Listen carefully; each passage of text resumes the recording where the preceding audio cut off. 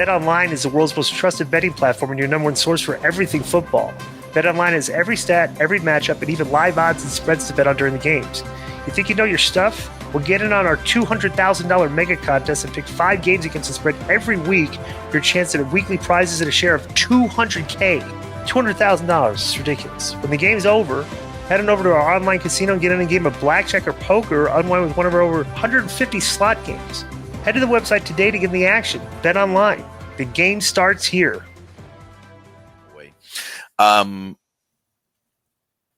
Looking back, Dave, are there things in the last 2 years, being very honest with yourself, and it's everybody's wrong, all right, all the time, that you predicted or you said that didn't come out to be true for whatever reason, and maybe either you regret saying it or maybe the person that told you misinformed you and you don't use them at a source anymore? I mean, that stuff happens all the time, but I mean, as far as anything, nothing specific, pops into my mind. I mean, there definitely been situations where there were a couple situations where, somebody pranked me, if that's the right word, and everything. And, eventually I found out about it, but it happened. I'm a lot more careful about it because of that. And it was a good learning experience. Right. Well, I always think, bro, with the amount of information that you put out there and write and cover, and it's hard to fact check everything. You have to, in a way, trust your source, right? And you obviously get credible sources that over the years have given you good information, huh? I mean, like when it comes to just an example with WWE or AEW for that matter, if there's pretty much anything of any significance, I mean, I'm immediately checking with multiple people in both companies. Right. For all that stuff. And I mean, things happen and whatever all the time. Matches are scheduled for, like a match will be scheduled and then they'll maybe add a third person to the match. I mean, it's like, you probably do that every week. You know what I mean? Where you have, this is my card, and then all of a sudden something happens, somebody gets hurt, or you have an idea and just go, hey, let's spice it up this way, or for political reasons, got to do it this way, whatever, So and the easiest thing, bro, it's so easy for everybody to play armchair booker. I would have done it this way, I would have done it that way, and there's no promotion that gets grades across the board, like how would I put this? Where everybody likes everything, right? Everybody's like, well, if you don't do it my way, fans, it's not good, Well, there's a million ways you can do it. I mean, one of the things that I've noticed, just like I'll sometimes, whatever promotion, I'll sit and go, I would do it this way. Okay. But that doesn't mean that if you don't do it this way, it's wrong. Right. Because I could come up with like 5 different ways as you could for almost anything. And sometimes it works and sometimes it doesn't. And nobody's spot on. I mean, I mean, it isn't like Terry Funk, who was an absolute genius at this business, right? Or I mean, it's not like Terry. You know what Terry said one time that was, and this is like in the early '90s, Dave. We were in you remember we worked with him for a while, and you might have even set it up yourself, but we were at this convention in New York, and has to be. Those John Arezzi conventions he used to do? Yeah, early 90s in New York. I went to a couple of them, yeah. All right. So back then, he goes, just so everybody knows, and this is the future of wrestling, we will one day have about 200 channels or more. And I was like, what? He's right. Yeah. He was right about a lot more than he was wrong. I mean, like when it came to the territories dying and everything like that. Yeah. Like most people didn't figure that out until I'm going to say 86. Terry Funk figured it out in, I would say, 78. So he was that far ahead. And the other one, I mean, there's so many things he was ahead of. Plus, not only that, remember when Eddie wrestled him? Small, he brought Eddie up. He and I talked a lot about the Eddie thing. Like, he didn't tell me ahead of time he was bringing Eddie up, but they had that great match on TV. And I remember him telling me afterwards, he goes, I was sure that got him a job. And he goes, and they didn't see it. And he goes, how did they miss this? And I go, I saw it. You know, I don't know how they missed it, Bro, but I can't believe it, Dave, because that match was great. You could tell that he was going to be great in that match. I was like, what? absolutely. And then Yeah. there was another time, and this is 3 years later in Phoenix. They had a pay-per-view and they brought Eddie in. They just wanted a lucha libre match as a dark match, you know, for Phoenix, because they're in Phoenix, right? Right. So it was Eddie, and I don't even remember who the other three guys were, but I was at the show live, and Right. it was like Eddie. You know, they had one of the best matches on the show, and Eddie was, you know, like one of the best performers and got over, you know. And I thought, okay, you know, they're gonna hire him immediately, and it's like I don't think anyone in WCW even watched the prelims to even know. Right. And you know what's a big shame, Dave? I think you'll agree with me on this. That nobody in the United States got to see Eddie and Love Machine as a tag team. Other than on that one pay-per-view, almost nobody saw it. Right. Yeah, they were awesome. Yeah, they were one of the best tag team. They were one of the best tag teams ever. They don't get the credit for it. Well, you know, Art was a super talented. You know, he was a super talented wrestler. You know, I mean, as far as being a heel and just you know, I mean, and no, I mean, I don't like he was. I mean, he did grow up in wrestling, but his ability to be heel at a certain level and wrestle and just the little things that he did, it was just like he was an incredible performer. Yeah, and very charismatic, which Eddie wasn't. You know, at the time. Eddie, at the time, right? Exactly. Yeah. Let me ask you a question. This is our, you know, you have a Patreon, right? Well, we have a subscription service. Yeah. Membership. Yeah. Right. So, you know, we got a Patreon thing, right? And this is one of the questions. Okay. If AEW is losing $20 to $34 million, and I don't know if that's correct, in 2023 and 2024, according to your reporting, why are podcasters and people critical of the product considered frauds? That's actually disco, Conan. Is that disco? Okay, yeah. Okay. So first of all, anyone can be critical of the product all they want. I'm critical of the product, like literally every single week. I have criticism of every. But everybody paints you out to be an AEW shill, where many times I've heard you say this was not good. No, a lot. There is not a TV show that they do where I don't say something is really good and I don't say something is really bad, because that's the case on every show. So, I mean, as far as like being critical of aspects of the product, there's nothing wrong with that whatsoever. Right. But in saying that like it's a poorly run business, I mean, I know from the start what the business goal was and the reason the business got started. And the reason the business got started was in 2018. Tony Khan was at a party with Kevin Riley, who was the head of Turner, you know, all the Turner stations. Basically, he was the man that was running everything. And Kevin Riley was telling him about how much WWE was getting for their television rights, and just going through the whole thing. And he was just like, you know, he basically said, we'd like to get, you know, we'd like to get Raw, you know what I mean? But, you know, these numbers are so high, you know, and then he kind of was like, well, you know, like, you know, wrestling used to work here or whatever. But they had a discussion of how much money you could get by producing television for wrestling in the United States. And Tony Khan came out of it and just goes, you know, I just saw how much interest, you know, there was in the Kenny Omega Chris Jericho match from the Tokyo Dome a couple months earlier. And he knew that they were both free agents, and he knew that these guys in ROH were going to be free agents at the end of the year. He knew about CM Punk, of course, you know, and things like that. And it was just like, I could put together a roster, and the whole goal was television revenue.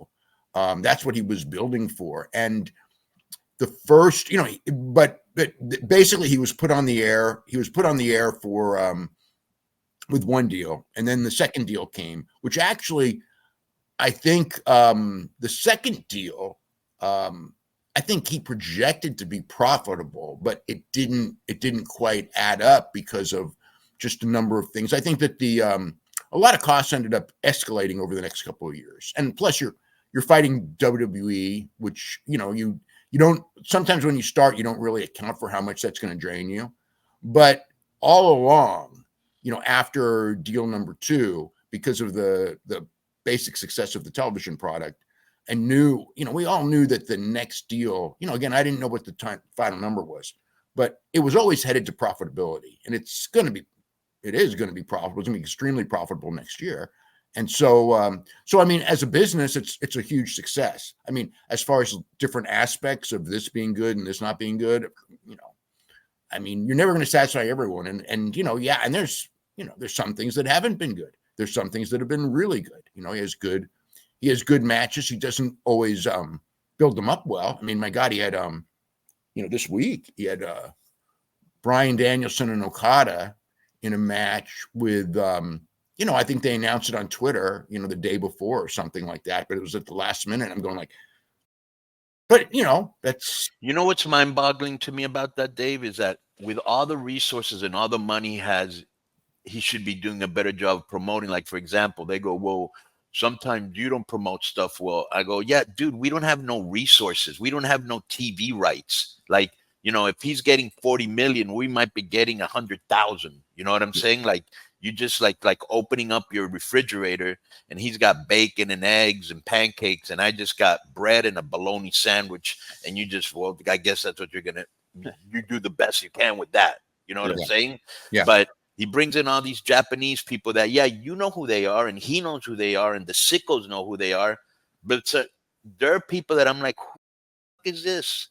Like they don't even explain a backstory. Why are they there? Yeah, he likes him and the sickos like him. That's good enough. Or when they bring in Mexican talent, tell me, Dave, and of course, when I say this, oh, Conan's bitter because that's a lazy excuse. Bro, who did he get over from CMLL? Let me think about this one. I can't really say. I mean, Hechicero got over to a degree with Bryan Danielson. No help from them. No. He just backstage back. There was no character development. He just showed up, and that's really. And he was so good, he got over. Yeah. I mean, Mystico was over on day 1, but I don't know that he's accentuated, and he hasn't been back. He hasn't been back in a while either. So I don't know that. I mean, one of the things is that they're so rushed with the matches, right? I think this is one thing that I do think it's like some of the best stuff that they do is the stuff that they do, the backstage stuff that they put on social media. Like they had what was it just recently? There was a segment. I'm trying to remember what it was. The Ricochet Will Ospreay thing, right? Which they did put some clips on television. But I remember watching the Ricochet Will Ospreay thing with Renee Paquette and going like, this is a great job of building this match, but it's only on social media. And they would edit and put like a few seconds on television. And I think one of the issues is I think that there is this impression that everyone is on Twitter. So if we build it on Twitter, everyone's going to know about it. And it doesn't really work that way. Right. And the other one is that because of the nature of television ratings, especially the AEW audience, it's a unique audience. When you put on things like that, for whatever reason, the AEW audience, they tune out unless it's either an in-ring interview with a top guy or it's a match. When they go to do these things, these promotional things that you need to build, they tune out. So they've kind of like gotten to where they've learned about the ratings. And so therefore they try to concentrate on in the ring, which doesn't allow for as much promotion unless it's two guys, who are good talkers who are doing a segment in the ring back and forth, which can and often does do very well for them.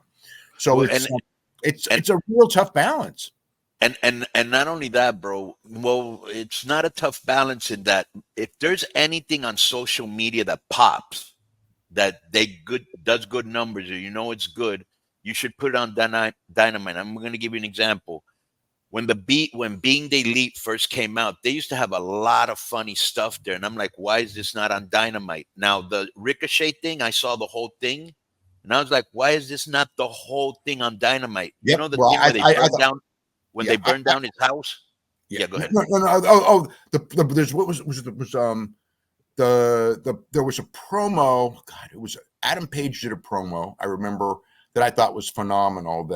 And the other one was, this is the one that I actually got, I don't get mad, but the one as when Dustin Rhodes and the Von Erich brothers won the trios title, they win in the ring and off the show's over. So they do the promo for the local audience in Dallas. Okay. And it got over like crazy. And Dustin, who's obviously a fantastic performer, and Marshall Von Erich, their promo was so great. And then Marshall hands the belt and goes, I've waited my whole life to do this. And he hands, his father, Kevin, the belt. And I go, this is like some of the best stuff that they have done all year. But the only people who saw it were the people in the audience in Dallas. And I was just thought, like, you got to, this is fantastic. You got to put this on TV Wednesday. And Wednesday comes and they don't put it on. And then it's like, well, maybe they're going to wait till Collision next week. And then Saturday comes and they don't put it on. And it's kind of like this is like your best stuff, and so I, like that's the thing. Sometimes I think that, they have great stuff. But the thing is like your best stuff to me, always, you got to get that on TV. I mean, that's the one thing. 100%, Dave. Yeah. Do we agree on that? So like, for example, I saw the Ricochet thing. As you know, you and me are big Trevor fans, right? Yeah. Okay. Because I always used to see you there in PWG. And Trevor is, to me, the best high flyer I had seen since Rey Mysterio. Now him and Ospreay are like, the two of the best. Yeah, but there's guys now that in Mexico. I mean, right. I can't even believe some of the guys. And you've seen some of them. I mean, even here's one. It's like Commander got in and he actually did really well in the ratings early on, because once people saw like the first time, it's kind of like the second, third time he kind of did good. But and Tony used him as a guy, for a lot to have a great match and lose. But after a while, as you got to give guys wins. Right. And so now I don't think he means much. But I mean, I'm just talking about, we were talking about flyers. And that's why I think, and I'd like to hear your opinion on this, that's why I think Penta and Phoenix left, because they were super over. Phoenix is, as good a wrestler you're going to have, but they lost they beat everybody except the top guys. And after a while, people don't see you as a top person. Yeah. I mean, they were in a weird position because they would, but it's like you said, they would be used to, but I mean, everyone's going to be like that from some time, but I think that there were but the top guys, they don't. Top guys, Phoenix was a guy who they used all the time to have a great television match and lose to the tippy top guys. Right. And Penta was as over as anybody in the company, and they would do the same thing to him. Yes. That was the role that they both kind of had. And after a couple of years, I can see where it's. Yeah, they're 30 years old. They're 30. They're in their 30s now. They're like, we've been here 5 years. Are we? Are we ever going to? You know what I'm saying? Yeah. Yep. Yeah. They were not being picked as the real stars. They were being picked as the guy to work with the real stars. I mean, that's the reality. The one thing is, and a lot of wrestlers don't do this, and it's funny, but. This goes on both sides of the coin, because it's the same thing with Ricochet, if you think about it on the other side. A lot of times the best thing to do for your career, and it doesn't matter if it's AEW or WWE, is to go to the other place. Right. And because you come in with a fresh amount of paint, fresh paint, so to speak, you have new matches. And if you get over in the new place, then your value goes up. And I think that from both the WWE side and the AEW side, I think that there are guys who you get in your comfort zone, you're making a great paycheck. You don't want to make waves. And you have your friends, your people you travel with and all this. So you're kind of like you got your routine. But I think that like going away from your routine and going somewhere else, because you look at like guys that switch usually can come out, and I think Ricochet is going to come out the better for it. I think Ethan Page, look at him, right? I mean, he was going nowhere in AEW, and now he's doing something. And I think that guys need to be, if you're looking at long-term career, I think that you want to make that move unless you're a super top guy, and then you have no need to. If you want to climb the ladder, I think that that's a good thing to do And I know a lot of it's a hard thing to do, but I think it's a good thing to do, for a lot of the guys, because the new audience will embrace you, and you're not going to have as much of a stigma of, oh, he lost to this guy and this guy and this guy and this guy. It's like, no, now you're all new opponents. Right. And not only that, it works both ways, because if you look at, Ethan Page, Cody Rhodes, CM Punk, they all went to WWE when used better, but conversely, Swerve Strickland was used better in AEW. Yeah. So you just never know. You know what I'm saying? Well, you got to bet on yourself. Yeah. Well, Swerve you got to remember, Swerve was let go. Yeah, I mean, true. it's not like he didn't make that's true. Yeah. Ricochet made the move on his own. You know what I mean? Right. And Ricochet was like, he could have stayed, he could have gotten great money, and he just decided that for whatever reason he wasn't as happy as he wanted to be. Yeah. And he left, and he's probably going to be treated a lot better where he is. I mean, Swerve, the funny thing with Swerve is that, like, Swerve, they let him go. They fired the guy. He goes to AEW, and he wasn't an instant success, but after a year or so, he became a giant success. And boy, do they want him back now. And you know what I mean? And I think, and he ended up signing a great deal. Tell me if there's any validity in what I'm about to tell you. Okay. I think that Tony, much like us, was like PWG indie fanboy, and he loves those matches. You know what I'm saying? And so he's willing to give those guys, huh? He loves great matches. There's no doubt about it. I mean, I don't know but if he's like but ECW, Ring of Honor. He went to a lot of those shows through the years. He was a big ECW fan when he was a kid, and that influences you. Yeah. But I think like me, right? And I was a big Paul Lee fan. So I think that what's happened here, and it's just proof of how hard that job really is, or you'd have more successful bookers, is here's a fan like anybody else that grew up a fan going, if I ever have my promoter, if I ever had a chance, I'd do this, this, and this. But this isn't just about good matches. You know what I'm saying? Of course not. Right. And so you got to tell stories, and yeah. If it was just about good matches, it would be completely different. The fans, I would say this: a good match is better than a bad match. Okay. Right. But a good match is never going to, that's not the promised land. The promised land is the whole encompassing thing.